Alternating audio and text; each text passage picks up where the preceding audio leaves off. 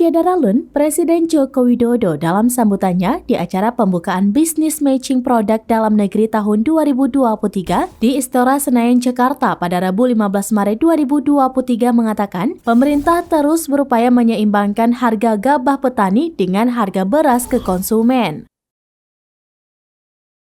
Akan tetapi dalam mencari titik keseimbangan harga tersebut, diakui Jokowi sebuah hal yang sulit. Jokowi menambahkan jika hanya menurunkan harga beras sebenarnya cukup mudah, yakni dengan melakukan impor sebanyak-banyaknya. Bila hal itu dilakukan, maka akan merugikan para petani di Indonesia. Kenaikan harga beras sekarang ini menurut Presiden karena suplainya kurang. Ia berharap memasuki panen raya, harga beras akan turun.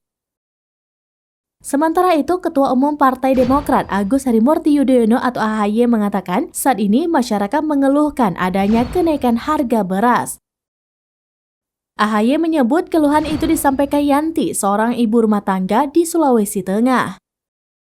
Ibu Yanti di Sulawesi Tengah mengatakan harga beras karung bisa menyentuh Rp1 juta per 50 kg.